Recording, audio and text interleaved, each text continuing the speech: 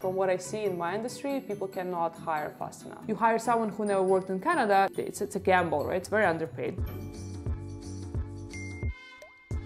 Natalia only had 1 year to make the best out of her student visa, gain Canadian experience and qualify for PR. In this video, we will hear how she succeeded to get a job offer the next day after graduation. Also, how the cost of living in Toronto compares to the largest metropolitan areas, and how to turn failures into successes in Canada. Natalia is a licensed architect in Canada. She runs her own architecture practice and recently started building a startup that uses AI to help architects work smarter and better. Natalia moved to Canada 10 years ago from Russia after completing her master's degree in architecture in London. Having lived in some of the most expensive cities in the world like Tokyo, Moscow, and London, Natalia came to Canada on a student visa by enrolling in a 1-year college program.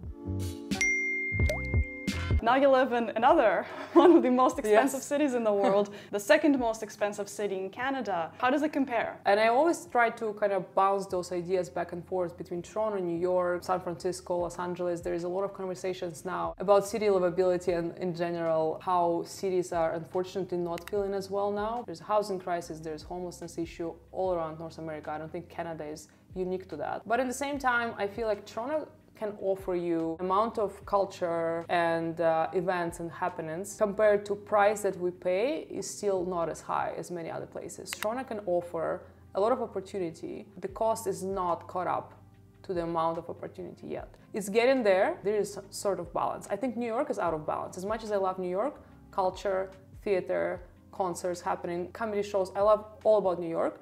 But when I hear the prices for accommodation, I don't think it's sustainable. I don't want to kill myself overpaying the rent. And would you say that the situation in London is somewhat similar to New York, or I think it's worse? It's worse than New York. London is very expensive. Speaking of work-life balance, I actually moved out of Moscow because I felt like I never could find a balance there, because I felt like it's very high pace, but high pace to your detriment. It's almost like you're spinning your wheels too much. Can you ever get to the point where you're going to be happy? I could never see that milestone for myself.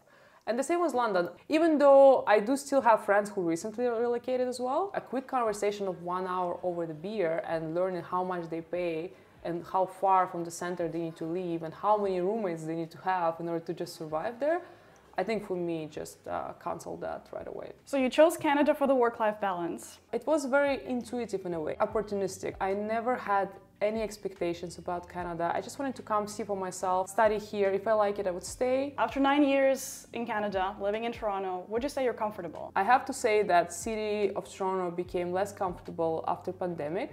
But again, I don't believe that that's unique to Toronto or to Canada. I think all the major cities in the world going through transformation, dictated by the macroeconomy, by the housing affordability, by the housing crisis and the shortage of housing as well. So I think Toronto is not unique to that. I feel less safe in Toronto than 10 years ago when I came first time.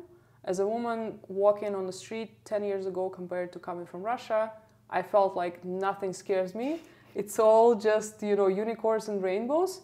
Now, if I walk downtown Toronto at 10 p.m., I always look over my shoulder. And I'm just being super transparent about it because I think that's something that is overlooked and something that we can fix. From the architectural standpoint, how do you think we can fix that? The way we approach the city building and the urban density, it's very flawed. I think there's a lot of improvement here to learn from countries like Sweden, Denmark, Finland. We need to build smart. We need to spread the density around downtown. We don't need to build point towers, so we call them. We rather should be building something like blocks, city blocks, infrastructure for kids, all sorts of stratas of the society. Not just one type, condos which are small, which only fit working professionals without families. And that's what actually pushes people with families to suburbia, right? Like if we would build smart downtown, people would not need to move outside of the city to feel themselves like they have enough space, they feel comfortable. One of the challenges from what I know with Toronto specifically and just the region of the greater Toronto area is that it's surrounded by the green belt. Yeah. And there's not much you can build out. There is a thing that's called the yellow belt. Anything between downtown Toronto and the green belt, it's called yellow belt, meaning that 1, 2-story, 3-story single family homes, which now lack in density, and that's something that needs to be densified. And it's either increasing the number of units per residence or it has to be smart density. Living in a community-like environment, maybe it's up to 5 stories, 6 stories, maybe it's 4 story, can be built as blocks or townhouses, but we need to densify what we have instead of encouraging the urban sprawl. One of the reasons why Toronto is so bad, Toronto's architecture is so bad, is because it does not have a chief architect. Yeah. And then you've given an example of the Cannery District, I think, at the time, and you said that that's one of the few neighborhoods that were designed with the sense of neighborhood and community in mind. So Cannery District, indeed, because that area was designed for the Pan Am Games. That area had a master plan, and I'm very fortunate used to work with people who did design this master plan. They designed a specific guideline with the heights of the buildings and the location of the taller buildings versus buildings that are 5 to 7 stories. And the point towers would be around the perimeter, around the edge, speed traffic, so something like Gardiner or Lakeshore, and everything that is inward the district is a short buildings, more like a block style, more European, so we call it, right? With walkable, pedestrian-friendly environment. A lot of bikes, a lot of people walking their dogs, playing with their kids, very wide walkways, city sculptures, a little bit of water integration in the cityscape. And we see that Cannery District is very different from the rest of Toronto. It's like, I mean, it's kind of artificially planted because it's new, very different from what we see overall downtown. Chief architect is one way to resolve it. Another way to resolve it may be to introduce the design code, the design guideline, and just have a longer term planning in mind, not just by zone, like commercial versus residential versus greenbelt, let's say, but have a bit of a, understanding how you want your city to look like. What kind of purpose does it need to solve, right? Right now, it's mostly about pockets. There is now something happening in the Portlands as well. There is no holistic view what the city is trying to do overall, like how it's gonna look in 25, 50 years. Yes, there is high level perspective, but not something that is answering the question, what kind of image we are trying to create? What kind of quality of life are we trying to deliver? Do you think there's a city in Canada that has cracked the code of this, that does it really well? I think Vancouver does a little better. If you walked around Vancouver, you can see that it's a bit more balanced. And also you have to remember that when you design in the flat city versus the city that has mountains, it's a very different set of rules that you start with. When you design on flat, from every point you will see everything. When you design with mountains, there are moments, right? Every corner you turn is going to be a new perspective. So that's something that really affects the way you navigate through the environment, the way you see every frame. Now we're not only on flat, but we're also populating those huge towers, which now you can see from every single corner. In Vancouver, it's more moderate, right? There's moderation to the way they do things. There are larger balconies, so you can put a table on them. There's a shorter building, so you can walk nicely with the trees and all the environment to be very well composed. There are laneway housing. People can rent out to use as a suite for, let's say, grandparents. In Toronto, we're only starting to catch up now with the laneway housing, and still there is a lot of roadblocks everywhere you turn. So I think it's just a matter of catching up with those layers, building those various types of environments that will satisfy more diverse group of people, and making sure that everyone can find something for themselves. I guess that's one of the reasons why you will pay a premium living in Vancouver as well. In Vancouver, you can gain way more outdoors time and way more opportunity to climb, jog, hike. I think it's just a way of treating life, way of treating your time is very different, right? I think for me, the reason why I didn't go to Vancouver was the business opportunity. So even though Vancouver could be very cute and nice to look at, but the amount of construction, design, and business opportunities, the amount of development that we see here in Toronto, whether it's good or bad development, that's a second question. But the amount of activity happening, amount of people who are coming on a daily basis to Toronto or to Canada, is not comparable to anywhere in the world. Definitely. And that's a good thing for some, and that's a terrible thing according to some people who express some frustrations about the levels of immigration that's happening. Yeah. But when you say business opportunities, are you talking about general business opportunities everywhere? I'm talking about my industry. I just know that everywhere you turn in downtown Toronto, you see a construction site, and that translates to opportunities for my profession, whether you work in construction, design, interior design, I don't know, staging, real estate. It's all booming still. Even though we see a downturn in the macroeconomy in the world, the amount of the projects that are happening actually is so high that even if we take out some of the condo developments that might be shut down because of the high interest rates, we still see a lot of government projects, we see a lot of educational colleges and universities that are building new campuses, they invested more for the newcomers, for the students that are coming from abroad. I can only speak for myself. I'm not an expert in, things like healthcare or anywhere else. From what I see in my industry, people cannot hire fast enough.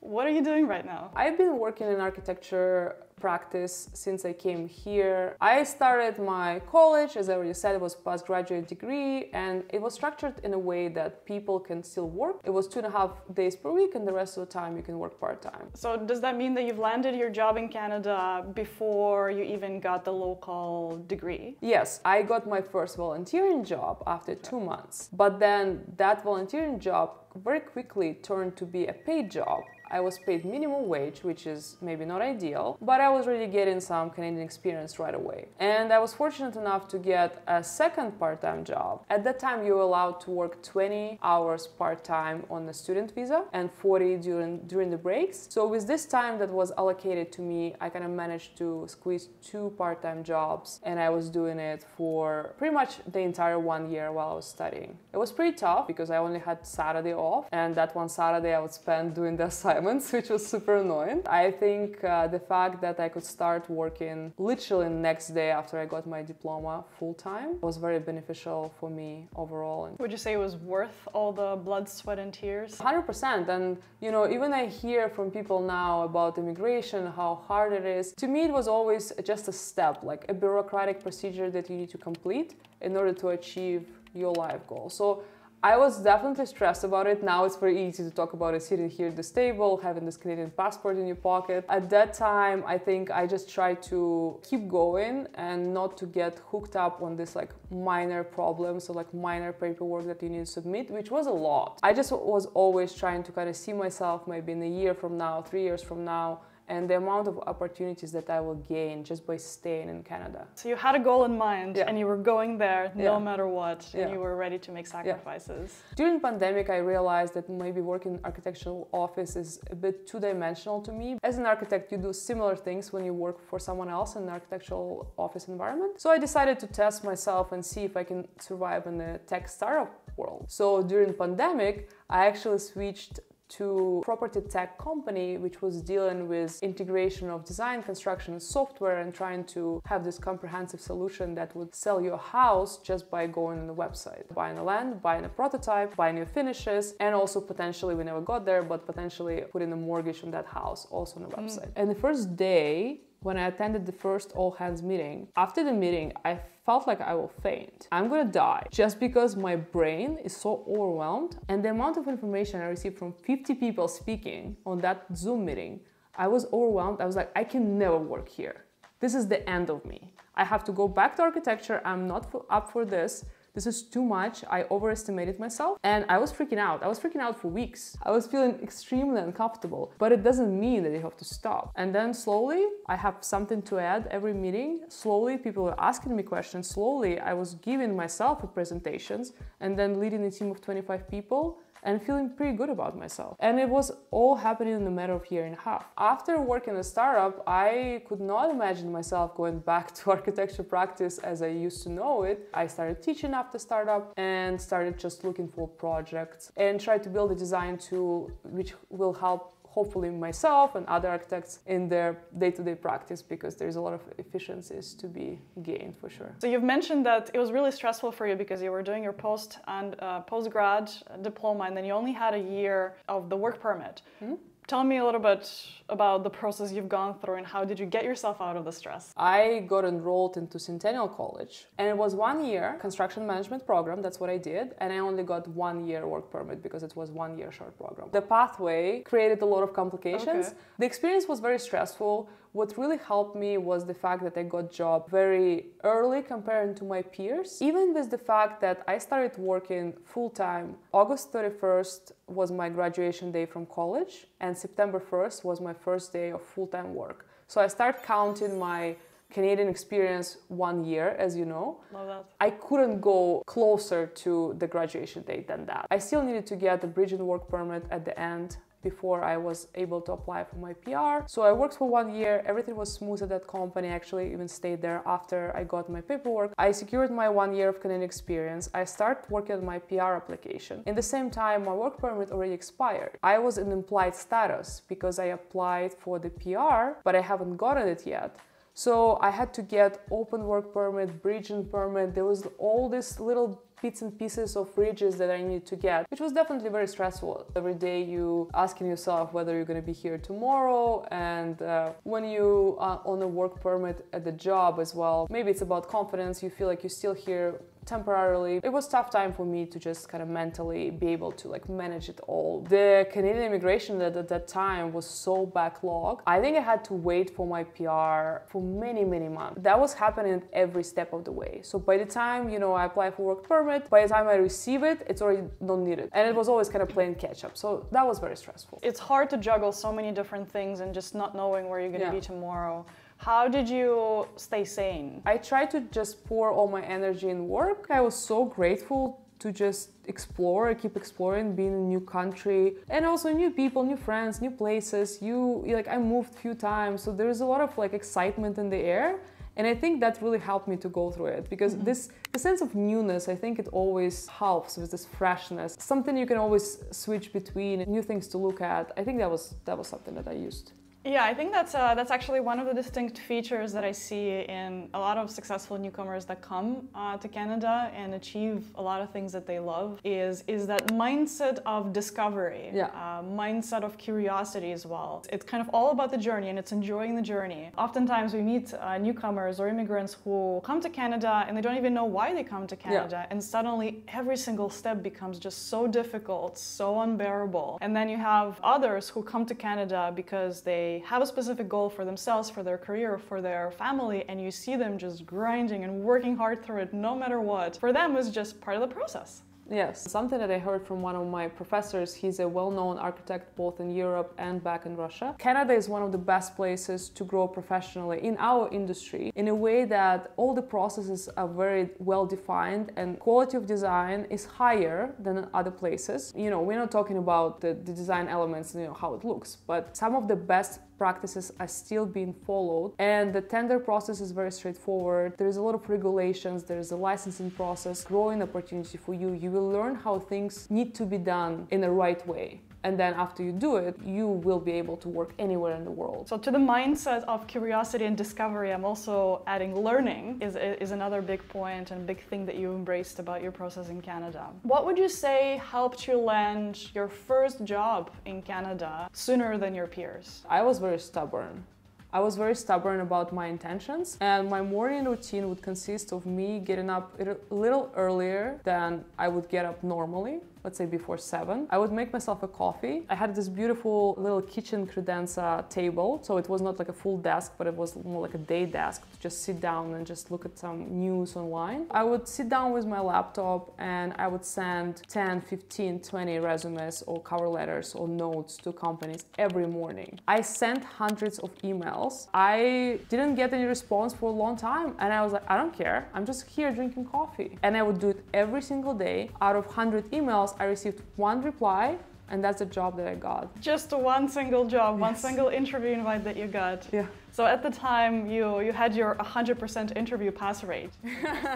Can you try and recall, maybe there was something different that you've done about that application? Why do you think that one single employer actually got back to you? They might have seen an opportunity that I was new to the country as well, and maybe they knew that they can offer me not as high a pay as to other candidates.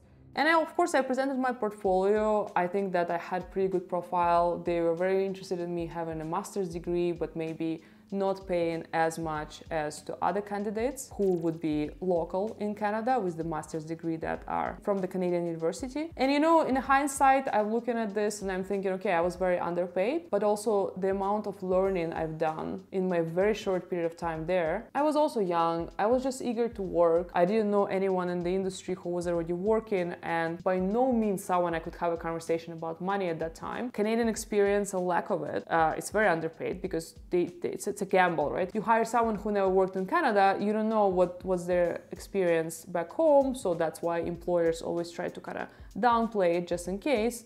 And if they feel like someone can be paid more, typically they bump their pay pretty fast if they know that the person is really capable. So there's fairness there. In the same time, I think that it takes a while to kind of figure out and navigate in the space. You did not fixate on what went wrong. You were focusing more on the possibilities and what could potentially go right after 100%. that. That's a fascinating mindset. It really helps you kind of stay true to who you are and the goals you want to achieve and not get bogged down by, oh, someone's being an asshole or someone's mistreating me. And then look at you now, a few years after that. It was all worth it, right? That first job, even though it was paid so little, I honestly couldn't be more grateful for the amount of stuff I learned, standards, best practices, colleagues, network. Your pay is just one part of it. You have to think about it as the whole complete set of requirements, rules, things you're gonna get out of it. And it kind of sucks, but unfortunately it's one of the things that does happen to newcomers. You're not the first person I hear that say. 100%. And sometimes you just take it because you feel like this is the opportunity I need to prove myself, I need to work hard, and you need to have enough confidence in you as well and enough hardworking ethic to actually go through that. I do want to ask you this potentially controversial question. Do you feel that newcomers and immigrants should take a lower wage jobs just to gain that Canadian experience? Or do you think we should put more pressure on the employers to recognize and value the Canadian newcomers who don't have the Canadian experience a lot more than we do? I just actually had a coffee session with one established professional, and there was some students in the room. It was a Zoom meeting, and the same questions would come up, and there's like ongoing conversation about it. People would come from abroad. They already had their own businesses there. More years of practice than a lot of people who are local, but in the same time, they getting paid peanuts or minimum wage. And a lot of people take it personally. They feel offended. They feel like they have a lot more to offer than what their pay represents. I stand somewhat in the middle. I think that being positive and try to keep yourself very open-minded towards any sort of opportunity, it's a key here. Try to sell yourself higher if you can. If your portfolio, if your skill, if you have something very specific to offer, you can definitely engage that, and first aim for higher pay.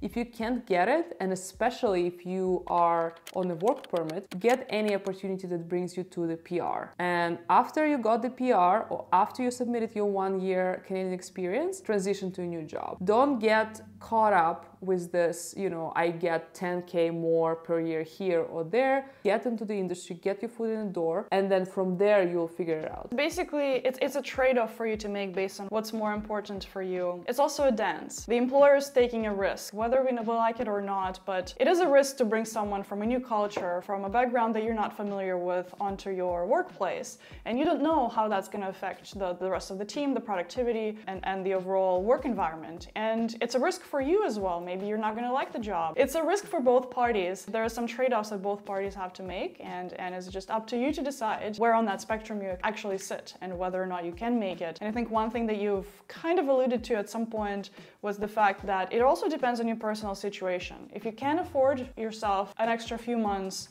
to see if you can get that specific amount of salary that you really want, go for it by all means. But if you have a family of 4 to feed and then you haven't had a job for the last 6 months in Canada, perhaps it's time for you to start lowering your standards and maybe taking in the job just to get your foot in the door and then develop the skills that you think you might be potentially missing to get to that higher salary threshold. Once you start getting that Canadian experience, it's the matter of time. Maybe it's a month, 3 months, depending on what kind of person you are, how fast you learn. You can start leveraging that experience very quickly. You can network. Now you're in a status of already working, and then you can go talk to other people who work in the office. You can network. You can do so many things with this very little that you got. So very rightfully you mentioned before, and I'm a huge believer in that, try to focus on something that you have, not something you don't have, because otherwise you can get into this negativity state very quickly. I love that. This is brilliant. Coming back to leveraging something that you have versus don't have, you started your own private practice. You did that in the midst of the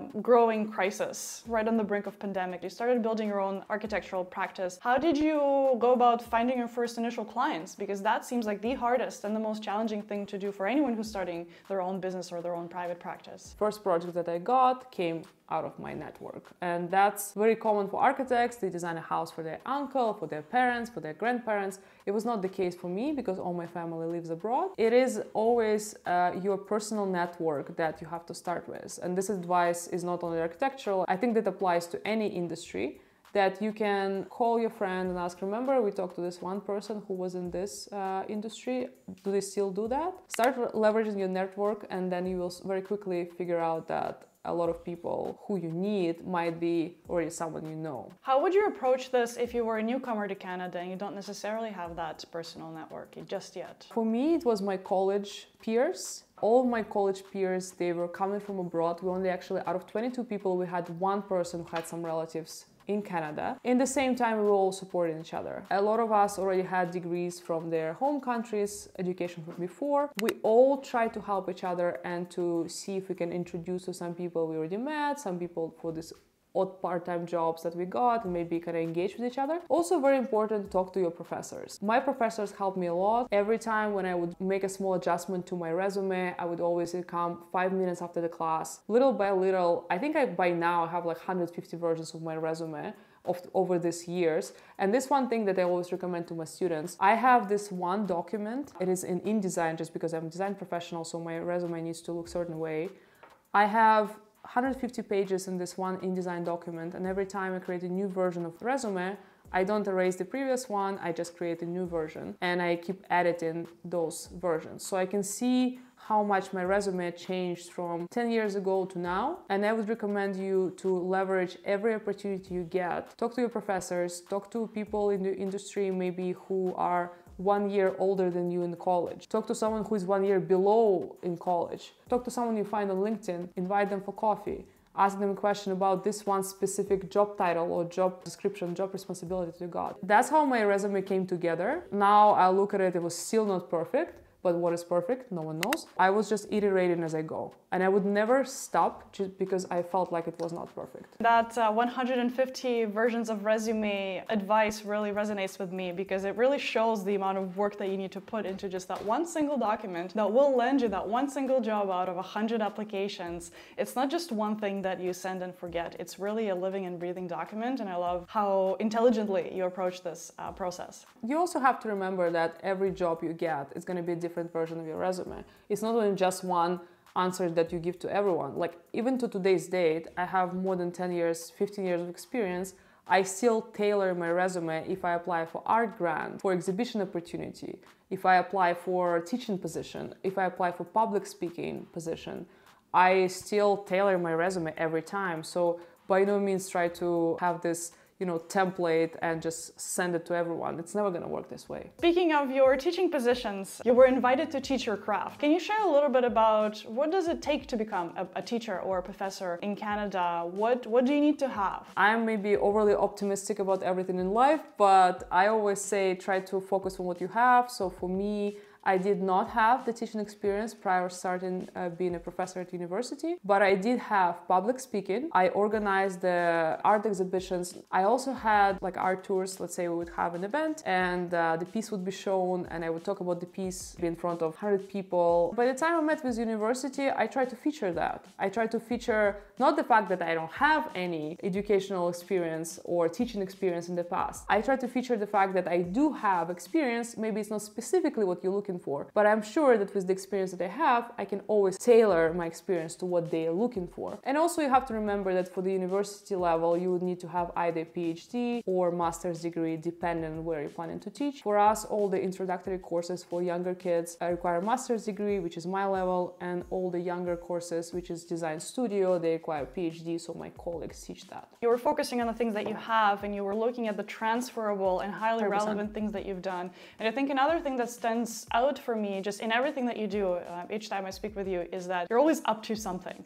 You're always doing something, you're always putting yourself out there. And I think that's also really important, right? Because that's how you meet new people, that's how new opportunities present themselves to you. It's almost like you're increasing the opportunity surface, right? The more things you do, the more people you meet, the more possibilities and probabilities that something else interesting will come out of it. And I think this is a very important to mention for all newcomers and also maybe people who are already in Canada. Try to to push yourself a little bit, not to the point where you break, but sometimes if I registered for the networking event and I don't feel like going, I don't know, maybe I had a terrible day, maybe today I don't feel as great as I typically feel by 5 p.m. at the end of the day. When I pushed myself a little bit, I got out of the house, I dressed up, and I actually suddenly felt way better about myself. Typically, those type of events turn out to be the most successful ones. One advice that I would give, if you agree to do something, try to follow with it. If it's a networking event, it's already in your calendar, try to go for it. Try to not find any excuses that you don't feel good or you're tired, you're busy.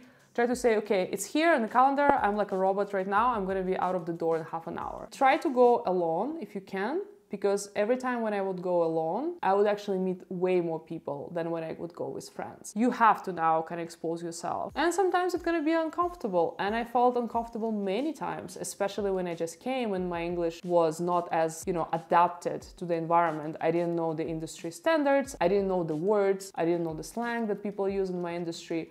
I was feeling very lost, and sometimes at the events you will feel pretty down.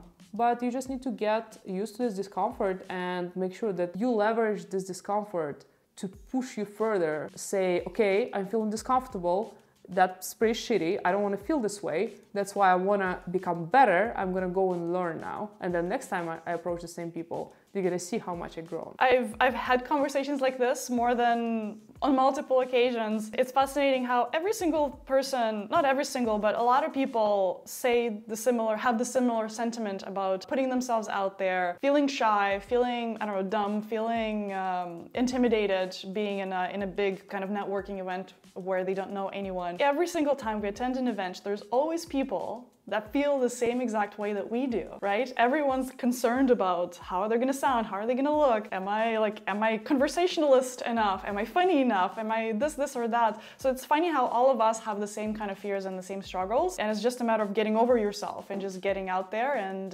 making the best out of it and following through. I love that. And that actually applies to other aspects, I feel. I feel uncomfortable pretty much every day because it's all new. I never done it. I feel like I'm going through adolescence again. And it's not the matter that some people do not have this feeling. It's just the matter of how you can manage it. It's about managing yourself, not going to this crazy mode of panic. Okay, we have to go through it. It's just managing your expectations and just try to be as open-minded as you possibly can and have a bit of endurance, because otherwise you will not be able to see things through.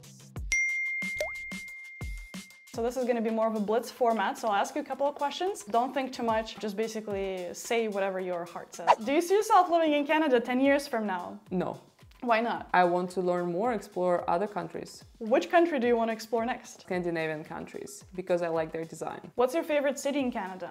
Toronto. Which neighborhood is your favorite? Cabbage Town. Because I think it is a good mix of being in the heart of the city and at the same time have pretty balanced environment. What's your favorite building in Toronto? Man. Ace Hotel. What's your favorite go-to place in Toronto? Any place in the village. Hair of the Dog, that's my favorite. It's like a bar. Or we also eat a lot at the Ajisan Ramen, which is actually right across the street from Hair of the Dog. Like, what's the place in Canada you'd really like to visit that you haven't had a chance yet? I really want to go to New Brunswick, and I also want to camp in more national parks, and I would like to explore the extensive vastness of Canada. Your favorite Canadian food? Poutine. That doesn't have lumps. The cheese has to be melted. If there was one thing about Canada you wish you could change? I would love to see Toronto have better streetscape, better buildings, quality of design, just a better planning overall, distribution of density, just a city for all. What sucks about Canada? It's too far. I wish that Canada would be in the middle of Europe, then I would never move away from Canada. What do you love the most about Canada? People. When I first time came to Canada, I felt more welcomed in Toronto than in the capital of my own country where I was born. I felt more understood, more seen. I felt better overall. I feel like a lot of complexes and a lot of personal things that I didn't like about myself, they left me as soon as I came here. I think I improved as a person mentally. I think I improved my communication skills. I think I became way more extroverted. I feel seen every day here. Who's your favorite Canadian? Canadian Israeli architect Moshe Safdie. He designed building like Habitat 67, which is in Montreal. And recently he designed one of the towers on the lakeshore, which is a condo tower. There's also a beautiful National Gallery in Ottawa that is also his. building. If there was one word you would describe Canadian culture with, what would that be? Laid back. Natalia, thank you so much for having this amazing conversation. I feel like it was dense with so many exciting things. Thank you for having me. It was amazing. Thank you for amazing questions. Honestly, you always go straight to the point. I hope these questions and your story can help inspire more newcomers to arrive, excel, and thrive in Canada. I hope so too.